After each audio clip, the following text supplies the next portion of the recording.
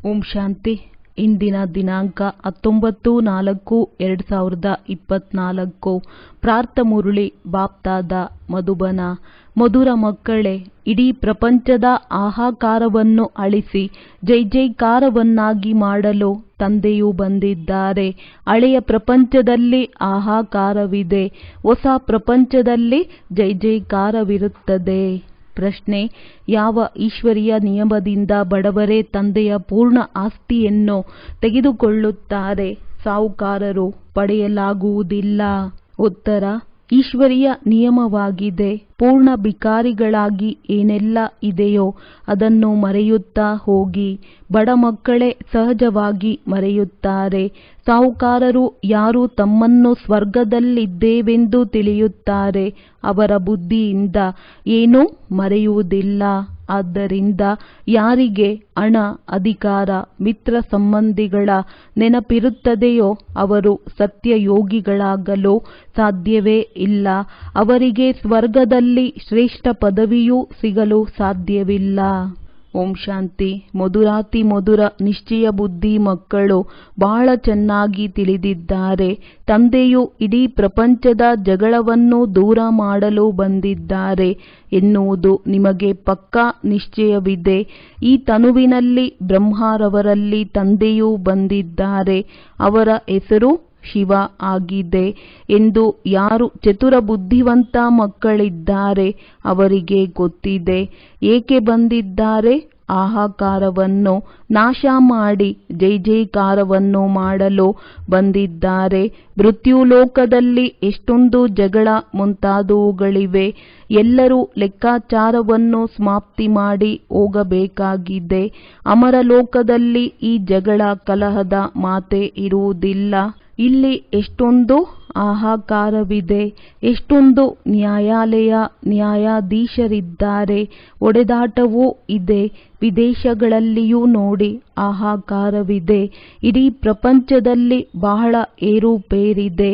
ಇದಕ್ಕೆ ಹಳೆಯ ತಮೋಪ್ರಧಾನ ಪ್ರಪಂಚವೆಂದು ಹೇಳಲಾಗುತ್ತದೆ. ಕೊಳಕೆ ಕೊಳಕಾಗಿದೆ, ಕಾಡೇ ಕಾಡಾಗಿದೆ. ಬೇಅದ್ದಿನ ತಂದೆಯು ಇದೆಲ್ಲವನ್ನು ದೂರ ಮಾಡಲು ಬಂದಿದ್ದಾರೆ.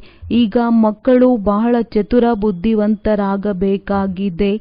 ಒಂದು ವೇಳೆ ಮಕ್ಕಳಲ್ಲಿಯೂ ಸಹ ಜಗಳ ಕಲಹವಾಗುತ್ತಿದ್ದರೆ ತಂದೆಗೆ ಹೇಗೆ ಸಹಯೋಗಿಗಳಾಗುತ್ತೀರಿ? ತಂದೆಗೆ ಬಹಳ ಚತುರ ಬುದ್ಧಿವಂತ ಸಹಯೋಗಿ ಮಕ್ಕಳು ಬೇಕು. ಅವರಲ್ಲಿ ಯಾವುದೇ ಏರುಪೇರುಗಳು ಇರಬಾರದು. ಇದು ಸಹ ಮಕ್ಕಳಿಗೆ ತಿಳಿದಿದೆ, ಏಕೆಂದರೆ ಇದು ಹಳೆಯ ಪ್ರಪಂಚವಾಗಿದೆ. ಅನೇಕ ಧರ್ಮಗಳಿವೆ. ತಮೋಪ್ರಧಾನ ವಿಕಾರಿ ಪ್ರಪಂಚವಾಗಿದೆ. ಇಡೀ ಪ್ರಪಂಚವೇ ಪತಿತವಾಗಿದೆ. ಈ ಪತಿತ ಹಳೆಯ ಪ್ರಪಂಚದಲ್ಲಿ ಜಗಳವೇ ಜಗಳವಿದೆ. ಇದೆಲ್ಲವನ್ನು ದೂರ ಮಾಡಲು ಹಾಗೂ ಜೈ ಜೈಕಾರವನ್ನಾಗಿ ಮಾಡಲು ತಂದೆಯೂ ಬರುತ್ತಾರೆ. ಈ ಪ್ರಪಂಚದಲ್ಲಿ ಎಷ್ಟೊಂದು ದುಃಖ, ಅಶಾಂತಿ ಇದೆ ಎಂಬುದನ್ನು ಪ್ರತಿಯೊಬ್ಬರೂ ತಿಳಿದುಕೊಂಡಿದ್ದೀರಿ. ಆದ್ದರಿಂದ ವಿಶ್ವದಲ್ಲಿ ಶಾಂತಿಯ ಸ್ಥಾಪನೆ ಆಗಲಿ ಎಂದು ಬಯಸುತ್ತಾರೆ. ಈಗ ಇಡೀ ವಿಶ್ವದಲ್ಲಿ ಪೂರ್ಣ ಶಾಂತಿಯನ್ನು ಮನುಷ್ಯರು ಸ್ಥಾಪನೆ ಮಾಡಲು ಹೇಗೆ ಸಾಧ್ಯ? ಬೇಅದ್ದಿನ ತಂದೆಯನ್ನು ಕಲ್ಲು ಮುಳ್ಳಿನಲ್ಲಿ ಹಾಕಿಬಿಟ್ಟಿದ್ದಾರೆ. ಇದು ಸಹ ಆಟವಾಗಿದೆ. ಆದ್ದರಿಂದ ತಂದೆಯು ಮಕ್ಕಳಿಗೆ ತಿಳಿಸುತ್ತಾರೆ, ಈಗ ಎದ್ದು ನಿಲ್ಲಿ, ತಂದೆಗೆ ಸಹಯೋಗಿಗಳಾಗಿ ತಂದೆಯಿಂದ ತಮ್ಮ ರಾಜ್ಯ ಭಾಗ್ಯವನ್ನು ಪಡೆಯಬೇಕಾಗಿದೆ. ಕಡಿಮೆ ಏನಿಲ್ಲ, ಅಪಾರ ಸುಖವಿದೆ. ಮಧುರ ಮಕ್ಕಳೇ, ನಾಟಕದನುಸಾರ ಬೇಅದ್ದಿನ ತಂದೆಯೇ ನಿಮ್ಮನ್ನು ಪದಮಾಪದಂ ಭಾಗ್ಯಶಾಲಿಗಳನ್ನಾಗಿ ಮಾಡಲು ಬಂದಿದ್ದಾರೆ ಎಂದು ತಂದೆಯು ತಿಳಿಸುತ್ತಾರೆ. ಭಾರತದಲ್ಲಿ ಈ ಲಕ್ಷ್ಮೀ ನಾರಾಯಣರು ರಾಜ್ಯ ಮಾಡುತ್ತಿದ್ದರು. ಭಾರತವು ಸ್ವರ್ಗವಾಗಿತ್ತು. ಸ್ವರ್ಗವನ್ನು ವಂಡರ್ ಆಫ್ ವರ್ಲ್ಡ್, ವಿಶ್ವದ ಅದ್ಭುತ ಎಂದು ಹೇಳಲಾಗುತ್ತದೆ. ತ್ರೇತಾಯುಗಕ್ಕೂ ಈ ರೀತಿ ಹೇಳುವುದಿಲ್ಲ. ಮಕ್ಕಳು ಇಂತಹ ಸ್ವರ್ಗದಲ್ಲಿ ಬರುವಂತಹ ಪುರುಷಾರ್ಥ ಮಾಡಬೇಕಾಗಿದೆ. ಮೊದಲು ತಾವು ಸ್ವರ್ಗದಲ್ಲಿ ಬರಬೇಕು, ಲಕ್ಷ್ಮೀ ನಾರಾಯಣರಾಗಬೇಕು ಎಂದು ಮಕ್ಕಳು ಬಯಸುತ್ತೀರಿ. ಈಗ ಈ ಹಳೆಯ ಪ್ರಪಂಚದಲ್ಲಿ ಬಹಳ ಹಾಹಾಕಾರ ಆಗಲಿದೆ. ರಕ್ತದ ನದಿಗಳು ಹರಿಯುತ್ತವೆ. ರಕ್ತದ ನದಿಗಳ ನಂತರ ತುಪ್ಪದ ನದಿಗಳು ಹರಿಯುತ್ತವೆ. ಅದಕ್ಕೆ ಕ್ಷೀರಸಾಗರ ಎಂದು ಹೇಳುತ್ತಾರೆ. ಇಲ್ಲಿಯೂ ಸಹ ದೊಡ್ಡ ಕೊಳವನ್ನು ನಿರ್ಮಿಸುತ್ತಾರೆ. ಅದಕ್ಕೆ ಒಂದು ದಿನ ನಿಗದಿ ಮಾಡಿಕೊಂಡು ಬಂದು ಅದರಲ್ಲಿ ಹಾಲನ್ನು ಹಾಕುತ್ತಾರೆ. ಅದರಲ್ಲಿ ಸ್ನಾನ ಮಾಡುತ್ತಾರೆ. ಶಿವಲಿಂಗದ ಮೇಲೂ ಹಾಲನ್ನು ಎರೆಯುತ್ತಾರೆ. ಸತ್ಯಯುಗದ ಮಹಿಮೆಯೂ ಇದೆ. ಅಲ್ಲಿ ಹಾಲು ತುಪ್ಪದ ನದಿಗಳಿವೆ. ಆದರೆ ಇಂತಹ ಮಾತಿಲ್ಲ ಅಂದಾಗ ಅಲ್ಲಿ ಎಲ್ಲವೂ ಸಂಪನ್ನವಾಗಿರುತ್ತದೆ ಎಂದರ್ಥ. ಪ್ರತಿ 5000 ವರ್ಷಗಳ ನಂತರ ನೀವು ವಿಶ್ವದ ಮಾಲೀಕರಾಗುತ್ತೀರಿ. ಈ ಸಮಯದಲ್ಲಿ ನೀವು ಗುಲಾಮರಾಗಿದ್ದೀರಿ. ಮತ್ತೆ ನೀವು ರಾಜರಾಗುತ್ತೀರಿ. ಇಡೀ ಪ್ರಕೃತಿ ನಿಮ್ಮ ದಾಸಿ ಆಗಿಬಿಡುತ್ತದೆ. ಅಲ್ಲಿ ಎಂದೂ ನಿಯಮಕ್ಕೆ ವಿರುದ್ಧವಾಗಿ ಮಳೆ ಬೀಳುವುದಿಲ್ಲ. ನದಿಗಳು ಉಕ್ಕುವುದಿಲ್ಲ. ಯಾವುದೇ ಉಪದ್ರವಗಳಾಗುವುದಿಲ್ಲ. ಇಲ್ಲಿ ನೋಡಿ ಎಷ್ಟೊಂದು ಉಪದ್ರವಗಳು ಆಗುತ್ತವೆ. ಅಲ್ಲಿ ಪಕ್ಕಾ ವೈಷ್ಣವರಿರುತ್ತಾರೆ. ವಿಕಾರಿ ವೈಷ್ಣವರಲ್ಲ. ಯಾರಾದರೂ ಸಸ್ಯಾಹಾರಿ ಆದರೆ ಅವರನ್ನು ವೈಷ್ಣವರೆಂದು ಹೇಳುತ್ತಾರೆ. ಆದರೆ ಇಲ್ಲ, ವಿಕಾರದಿಂದ ಪರಸ್ಪರ ಬಹಳ ದುಃಖ ಕೊಡುತ್ತಾರೆ. ತಂದೆಯು ಎಷ್ಟು ಚೆನ್ನಾಗಿ ತಿಳಿಸುತ್ತಾರೆ. ಹಳ್ಳಿಯ ಬಾಲಕ ಎಂಬ ಗಾಯನವೂ ಸಹ ಇದೆ. ಕೃಷ್ಣನಂತೂ ಹಳ್ಳಿಯ ಬಾಲಕನಾಗಲು ಸಾಧ್ಯವಿಲ್ಲ. ಕೃಷ್ಣನು ವೈಕುಂಠದ ಮಾಲೀಕನಾಗುತ್ತಾನೆ. 84 ಜನ್ಮಗಳನ್ನು ಪಡೆಯುತ್ತಾನೆ. ನಾವು ಭಕ್ತಿಯಲ್ಲಿ ಎಷ್ಟು ಮೋಸ ಹೋದೆವು, ಹಣವನ್ನು ವ್ಯರ್ಥ ಮಾಡಿದೆವು ಎಂದು ಇದನ್ನು ಸಹ ಈಗ ತಿಳಿದುಕೊಂಡಿದ್ದೀರಿ. ನಿಮಗೆ ಎಷ್ಟೊಂದು ಧನವನ್ನು ಕೊಟ್ಟೆನೋ, ರಾಜ್ಯಭಾಗ್ಯವನ್ನು ಕೊಟ್ಟಿದ್ದೆನೋ, ಅದೆಲ್ಲವೂ ಎಲ್ಲಿ ಹೋಯಿತೋ ಎಂದು ತಂದೆಯು ಕೇಳುತ್ತಾರೆ. ನಿಮ್ಮನ್ನು ವಿಶ್ವದ ಮಾಲೀಕರನ್ನಾಗಿ ಮಾಡಿದೆನೋ, ಮತ್ತೆ ನೀವೇನು ಮಾಡಿದ್ದೀರಿ? ತಂದೆಯಂತೂ ನಾಟಕವನ್ನು ತಿಳಿದಿದ್ದಾರೆ. ಹೊಸ ಪ್ರಪಂಚವೇ ಹಳೆಯ ಪ್ರಪಂಚವಾಗಿದೆ. ಹಳೆಯ ಪ್ರಪಂಚ ಹೊಸ ಪ್ರಪಂಚವಾಗಿದೆ. ಇದು ಚಕ್ರವಾಗಿದೆ. ಏನೆಲ್ಲವೂ ಕಳೆದು ಹೋಗಿದೆಯೋ ಅದು ಮತ್ತೆ ಪುನರಾವರ್ತನೆ ಆಗುತ್ತದೆ. ಇನ್ನು ಸ್ವಲ್ಪವೇ ಸಮಯವಿದೆ. ಪುರುಷಾರ್ಥ ಮಾಡಿ ಭವಿಷ್ಯಕ್ಕಾಗಿ ಜಮಾ ಮಾಡಿಕೊಳ್ಳಿ ಎಂದು ತಂದೆಯು ತಿಳಿಸುತ್ತಾರೆ. ಹಳೆಯ ಪ್ರಪಂಚದ್ದೆಲ್ಲ ಮಣ್ಣು ಪಾಲಾಗಲಿದೆ. ಸಾಹುಕಾರರು ಈ ಜ್ಞಾನವನ್ನು ಪಡೆಯುವುದಿಲ್ಲ. ತಂದೆಯು ಬಡವರ ಬಂಧು ಆಗಿದ್ದಾರೆ. ಇಲ್ಲಿನ ಬಡವರೇ ಅಲ್ಲಿನ ಸಾಹುಕಾರರಾಗುತ್ತಾರೆ. ಸಾಹುಕಾರರು ಅಲ್ಲಿ ಬಡವರಾಗುತ್ತಾರೆ. ಅನೇಕರು ಪದಮಾಪತಿಗಳಿದ್ದಾರೆ. ಅವರು ಬರುತ್ತಾರೆ, ಆದರೆ ಅವರು ಬಡವರಾಗುತ್ತಾರೆ. ಅವರು ತಮ್ಮನ್ನು ಸ್ವರ್ಗದಲ್ಲಿ ಇದ್ದೇವೆ ಎಂದು ತಿಳಿದಿದ್ದಾರೆ. ಅದು ಬುದ್ಧಿಯಿಂದ ಹೋಗುವುದೇ ಇಲ್ಲ. ಇಲ್ಲಂತೂ ಎಲ್ಲವನ್ನೂ ಮರೆತು ಹೋಗಿ ಖಾಲಿ ಭಿಕಾರಿಗಳಾಗಿ ಎಂದು ತಂದೆಯು ತಿಳಿಸುತ್ತಾರೆ. ಇಂದಿನ ದಿನಗಳಲ್ಲಂತೂ ಕಿಲೋಗ್ರಾಂ, ಕಿಲೋಮೀಟರ್ ಇತ್ಯಾದಿ ಏನೇನೋ ಬಂದಿದೆ. ಯಾವ ರಾಜನು ಸಿಂಹಾಸನದ ಮೇಲೆ ಕುಳಿತುಕೊಳ್ಳುತ್ತಾರೋ ಅವರು ತಮ್ಮ ಭಾಷೆಯನ್ನು ನಡೆಸುತ್ತಾರೆ. ವಿದೇಶದ್ದನ್ನು ನಕಲು ಮಾಡುತ್ತಾರೆ. ತಮ್ಮ ಬುದ್ಧಿಯಂತೂ ಇಲ್ಲ. ಎಲ್ಲವೂ ತಮೋಪ್ರಧಾನವಾಗಿದೆ. ಅಮೆರಿಕ ಮೊದಲಾದ ದೇಶಗಳಲ್ಲಿ ವಿನಾಶದ ಸಾಮಗ್ರಿಗಳಿವೆ. ಎಷ್ಟೊಂದು ಹಣ ತೊಡಗಿಸುತ್ತಾರೆ. ವಿಮಾನದಿಂದ ಬಾಂಬುಗಳನ್ನು ಹಾಕುತ್ತಾರೆ. ಇದಕ್ಕೆ ಬೆಂಕಿ ಬೀಳಲಿದೆ. ಮಕ್ಕಳಿಗೂ ಗೊತ್ತಿದೆ. ತಂದೆಯು ವಿನಾಶ ಮತ್ತು ಸ್ಥಾಪನೆಯ ಕಾರ್ಯವನ್ನು ಮಾಡಿಸುವುದಕ್ಕಾಗಿಯೇ ಬರುತ್ತಾರೆ. ನಿಮ್ಮಲ್ಲಿಯೂ ತಿಳಿಸಿಕೊಡುವವರು ನಂಬರ್ ವಾರ್ ಇದ್ದಾರೆ. ಎಲ್ಲರೂ ಒಂದೇ ರೀತಿ ನಿಶ್ಚಯ ಬುದ್ಧಿಯವರಿಲ್ಲ. ಹೇಗೆ ಬ್ರಹ್ಮ ತಂದೆ ಮಾಡಿದ್ದಾರೋ ಅವರನ್ನು ಅನುಸರಿಸಬೇಕು. ಹಳೆಯ ಪ್ರಪಂಚದಲ್ಲಿ ಈ ಬಿಡಿಗಾಸನ್ನು ಏನು ಮಾಡುತ್ತೀರಿ? ಇತ್ತೀಚೆಗಂತೂ ಕಾಗದ ನೋಟುಗಳು ಹೊರಬಂದಿವೆ. ಸತ್ಯಯುಗದಲ್ಲಿ ಚಿನ್ನದ ನಾಣ್ಯಗಳು ಇರುತ್ತವೆ. ಚಿನ್ನದ ಮೆಹಲುಗಳು ಆಗುತ್ತವೆ. ಆದರೆ ನಾಣ್ಯಗಳಿಗೆ ಅಲ್ಲಿ ಏನು ಬೆಲೆ ಇದೆ? ಹೇಗೆ ಎಲ್ಲವೂ ಅಲ್ಲಿ ಉಚಿತವಾಗಿರುತ್ತದೆ. ಸತೋಪ್ರಧಾನ ಧರಣಿ ಅಲ್ಲವೇ? ಈಗಂತೂ ಹಳೆಯದಾಗಿ ಬಿಟ್ಟಿದೆ. ಸತ್ಯಯುಗವು ಸತೋಪ್ರಧಾನ. ಹೊಸ ಪ್ರಪಂಚವಾಗಿದೆ, ಹೊಸ ಭೂಮಿ ಇರುತ್ತದೆ.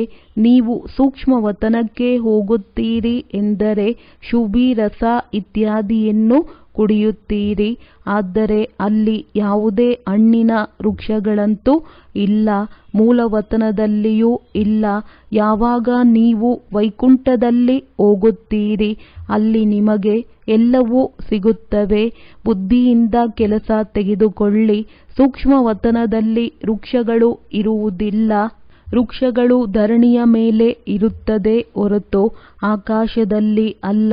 ಬಲೆ ಬ್ರಹ್ಮ ಮಹಾತತ್ವವೆಂದು ಹೆಸರಿದೆ, ಆದರೆ ಅದು ಆಕಾಶವಾಗಿದೆ. ಹೇಗೆ ಈ ನಕ್ಷತ್ರಗಳು ಆಕಾಶದಲ್ಲಿ ಇದೆಯೋ ಹಾಗೆಯೇ ನೀವು ಬಹಳ ಚಿಕ್ಕ ಚಿಕ್ಕ ಆತ್ಮಗಳು ಅಲ್ಲಿ ಇರುತ್ತೀರಿ. ನಕ್ಷತ್ರಗಳು ನೋಡಲು ದೊಡ್ಡ ರೂಪದಲ್ಲಿ ಕಂಡುಬರುತ್ತದೆ. ಬ್ರಹ್ಮ ತತ್ವದಲ್ಲಿ ಯಾವುದೇ ದೊಡ್ಡ ರೂಪದ ಆತ್ಮಗಳು ಇರುವುದಿಲ್ಲ.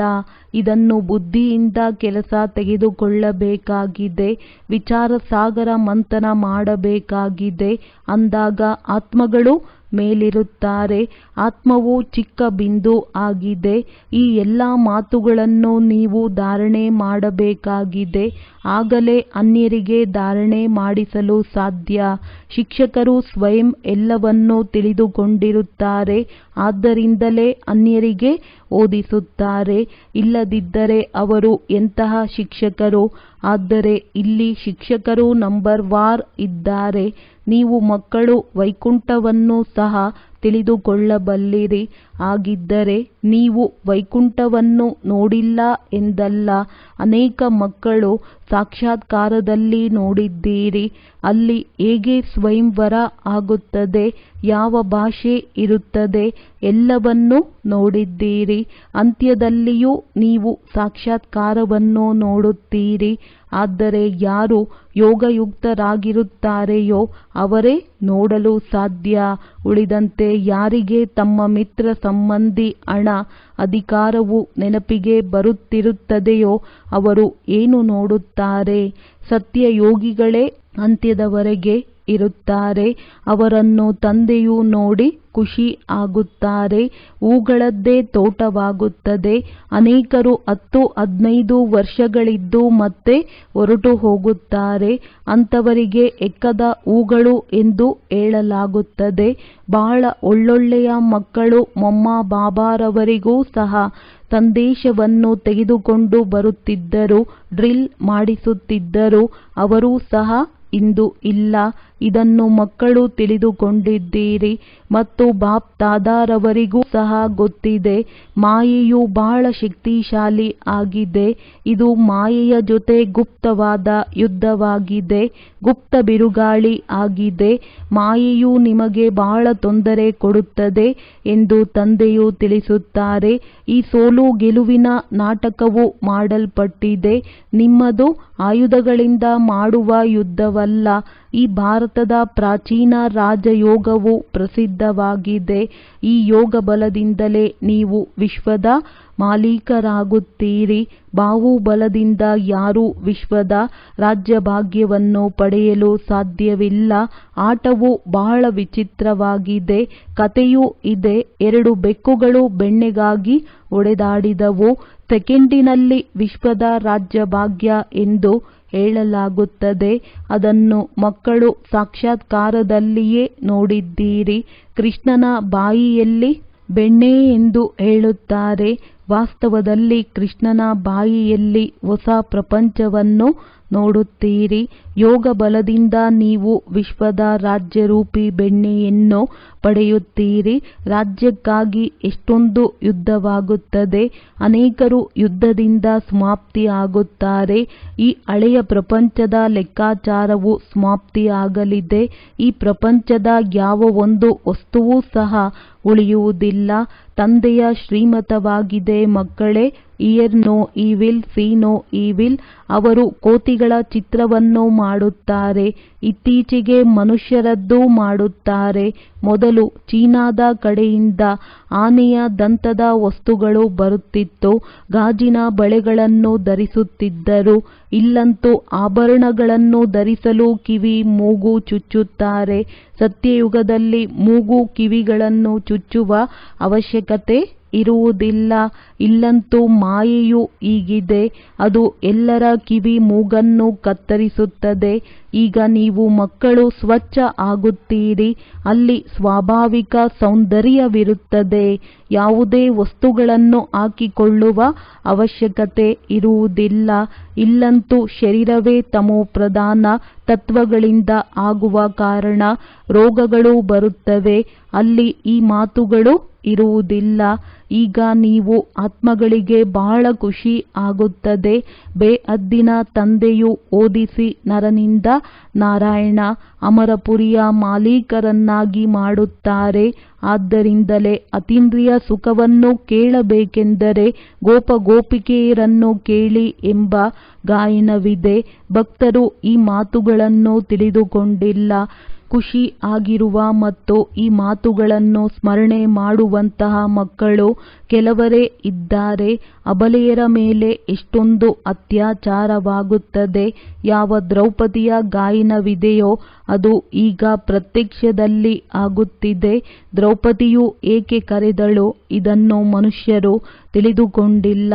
ತಾವೆಲ್ಲರೂ ದ್ರೌಪದಿಯರಾಗಿದ್ದೀರಿ ಎಂದು ತಂದೆಯು ತಿಳಿಸುತ್ತಾರೆ. ಸ್ತ್ರೀಯರು ಸದಾ ಸ್ತ್ರೀಯರಾಗಿಯೇ ಜನ್ಮ ಪಡೆಯುತ್ತಾರೆ ಎಂದಲ್ಲ, 2 ಬಾರಿ ಸ್ತ್ರೀಯರಾಗಬಹುದು, ಹೆಚ್ಚಿಗೆ ಇಲ್ಲ. ಮಾತೆಯರು ಓ ತಂದೆ ರಕ್ಷಣೆ ಮಾಡಿ, ಈ ದುಶ್ಯಾಸನ ವಿಕಾರಕ್ಕಾಗಿ ತೊಂದರೆ ಕೊಡುತ್ತಾರೆ ಎಂದು ಕೂಗುತ್ತಾರೆ. ಇದಕ್ಕೆ ವೇಶ್ಯಾಲಯವೆಂದು ಕರೆಯಲಾಗುತ್ತದೆ. ಇದು ರಾವಣನಿಂದ ಸ್ಥಾಪನೆ ಆಗಿದೆ. ಸ್ವರ್ಗಕ್ಕೆ ಶಿವಾಲಯವೆಂದು ಹೇಳಲಾಗುತ್ತದೆ. ಶಿವಾಲಯವು ಶಿವತಂದೆಯಿಂದ ಸ್ಥಾಪನೆ ಆಗಿದೆ. ತಂದೆಯು ನಿಮಗೆ ಜ್ಞಾನವನ್ನು ಕೊಡುತ್ತಾರೆ. ತಂದೆಗೆ ಜ್ಞಾನಪೂರ್ಣರು ಎಂದು ಹೇಳಲಾಗುತ್ತದೆ. ಜ್ಞಾನಪೂರ್ಣರು ಎಂದರೆ ಎಲ್ಲರ ಮನಸ್ಸನ್ನು ಅರಿತಿರುವವರೆಂದಲ್ಲ. ಇದರಿಂದ ಪ್ರಯೋಜನವಾದರೂ ಏನು? ಈ ಸೃಷ್ಟಿಯ ಆದಿ ಮಧ್ಯ ಅಂತ್ಯದ ಜ್ಞಾನವನ್ನು ನನ್ನ ಹೊರತು ಮತ್ಯಾರೂ ತಿಳಿಸಲು ಸಾಧ್ಯವಿಲ್ಲ ಎಂದು ತಂದೆಯು ತಿಳಿಸುತ್ತಾರೆ. ನಾನೇ ಕುಳಿತು ಓದಿಸುತ್ತೇನೆ. ಜ್ಞಾನಸಾಗರ ತಂದೆ ಒಬ್ಬರೇ ಆಗಿದ್ದಾರೆ. ಅಲ್ಲಿ ಭಕ್ತಿಯ ಪ್ರಾರಬ್ಧವಿರುತ್ತದೆ. ಸತ್ಯಯುಗ ತ್ರೇತಾದಲ್ಲಿ ಭಕ್ತಿ ಇರುವುದಿಲ್ಲ. ವಿದ್ಯೆಯಿಂದಲೇ ರಾಜಧಾನಿಯು ಸ್ಥಾಪನೆ ಆಗುತ್ತಿದೆ. ರಾಷ್ಟ್ರಪತಿ ಮೊದಲಾದವರಿಗೆ ಎಷ್ಟು ಜನ ಮಂತ್ರಿಗಳಿರುತ್ತಾರೆ. ಸಲಹೆ ನೀಡಲು ಮಂತ್ರಿಗಳನ್ನು ಇಟ್ಟುಕೊಳ್ಳುವ ಅವಶ್ಯಕತೆ ಇರುವುದಿಲ್ಲ. ಏಕೆಂದರೆ ಈಗ ತಂದೆಯು ನಿಮ್ಮನ್ನು ಬುದ್ಧಿವಂತರನ್ನಾಗಿ ಮಾಡುತ್ತಾರೆ. ಈ ಲಕ್ಷ್ಮೀ ನಾರಾಯಣರು ನೋಡಿ ಎಷ್ಟೊಂದು ಬುದ್ಧಿವಂತರಾಗಿದ್ದರು. ಬೇಹದ್ದಿನ ರಾಜ್ಯಭಾಗ್ಯವು ಬೇಹದ್ದಿನ ತಂದೆಯಿಂದ ಸಿಗುತ್ತದೆ. ತಂದೆಯ ಶಿವಜಯಂತಿಯನ್ನು ಆಚರಿಸುತ್ತಾರೆ. ಅಂದ ಮೇಲೆ ಅವಶ್ಯವಾಗಿ ಶಿವತಂದೆಯು ಭಾರತದಲ್ಲಿ ಬಂದು ವಿಶ್ವದ ಮಾಲೀಕರನ್ನಾಗಿ ಮಾಡಿ ಹೋಗಿದ್ದಾರೆ. ಇದು ಲಕ್ಷಾಂತರ ವರ್ಷಗಳ ಮಾತಲ್ಲ, ಇದು ನಿನ್ನೆಯ ಮಾತಾಗಿದೆ. ಒಳ್ಳೆಯದು, ಹೆಚ್ಚಿಗೆ ಇನ್ನೇನು ತಿಳಿಸಲಿ? ತಂದೆಯು ತಿಳಿಸುತ್ತಾರೆ, ಮನ್ಮನಾಭವ. ವಾಸ್ತವದಲ್ಲಿ ಇದು ಸನ್ನೆಯ ವಿದ್ಯೆಯಾಗಿದೆ. ಒಳ್ಳೆಯದು. ಮಧುರಾತಿ ಮಧುರ ಅಗಲಿ ಮರಳಿ ಸಿಕ್ಕಿರುವಂತಹ ಮಕ್ಕಳಿಗೆ ಪ್ರೀತಿಯ ಮಾತ್ಪಿತಾ ಬಾಪ್ತಾದರವರ ನೆನಪು, ಪ್ರೀತಿ ಹಾಗೂ ಸುಪ್ರಭಾತ. ಆತ್ಮೀಯ ಮಕ್ಕಳಿಗೆ ಆತ್ಮೀಯ ತಂದೆಯ ನಮಸ್ತೆ. ಧಾರಣೆಗಾಗಿ ಮುಖ್ಯ ಸಾರ: ತಂದೆಗೆ ಪೂರ್ಣ ಸಹಯೋಗಿಗಳಾಗಲು ಚತುರರು ಬುದ್ಧಿವಂತರಾಗಿರಬೇಕು. ಒಳಗೆ ಯಾವುದೇ ಗಡಿಬಿಡಿ ಇರಬಾರದು. ಸ್ಥಾಪನೆ ಮತ್ತು ವಿನಾಶದ ಕರ್ತವ್ಯವನ್ನು ನೋಡುತ್ತಾ ಪೂರ್ಣ ನಿಶ್ಚಯ ಬುದ್ಧಿಯವರಾಗಿ ತಂದೆಯನ್ನು ಅನುಸರಿಸಬೇಕು. ಬಿಡಿಗಾಸಿನ ಹಳೆಯ ಪ್ರಪಂಚದಿಂದ ಬುದ್ಧಿಯನ್ನು ತೆಗೆದು ಪೂರ್ಣ ಭಿಕಾರಿಗಳಾಗಬೇಕು. ಮಿತ್ರ ಸಂಬಂಧಿ, ಹಣ, ಅಧಿಕಾರ ಮೊದಲಾದುದೆಲ್ಲವನ್ನು ಮರೆಯಬೇಕಾಗಿದೆ. ವರದಾನ: ಸಂಘಟನೆಯಲ್ಲಿರುತ್ತಾ ಎಲ್ಲರ ಸ್ನೇಹಿಗಳಾಗುತ್ತಾ ಬುದ್ಧಿಯ ಆಶ್ರಯ ಒಬ್ಬ ತಂದೆಯನ್ನು ಮಾಡಿಕೊಳ್ಳುವಂತಹ ಕರ್ಮಯೋಗಿ ಭವ. ಕೆಲವು ಮಕ್ಕಳು ಸಂಘಟನೆಯಲ್ಲಿ ಸ್ನೇಹಿಗಳಾಗುವ ಬದಲು ನ್ಯಾರ ಆಗಿಬಿಡುತ್ತಾರೆ. ಎಲ್ಲಿ ಸಿಕ್ಕಿ ಹಾಕಿಕೊಂಡು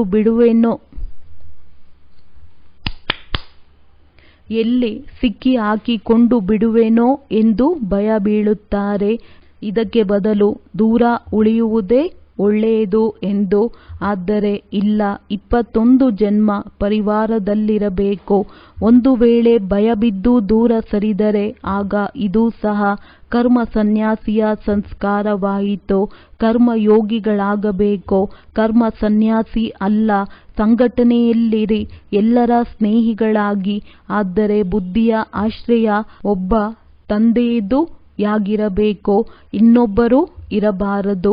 ಬುದ್ಧಿಗೆ ಬೇರೆ ಯಾವುದೇ ಆತ್ಮದ ಜೊತೆ ಗುಣ ಅಥವಾ ಯಾವುದೇ ಆಕರ್ಷಣೆ ಮಾಡಬಾರದು. ಆಗ ಹೇಳಲಾಗುವುದು ಕರ್ಮಯೋಗಿ ಪವಿತ್ರ ಆತ್ಮ. ಸ್ಲೋಗನ್: ಬಾಪ್ ತಾದಾರವರ ರೈಟ್ ಹ್ಯಾಂಡ್ ಆಗಿ ಲೆಫ್ಟ್ ಹ್ಯಾಂಡ್ ಅಲ್ಲ. ಒಳ್ಳೆಯದು. ಓಂ ಶಾಂತಿ.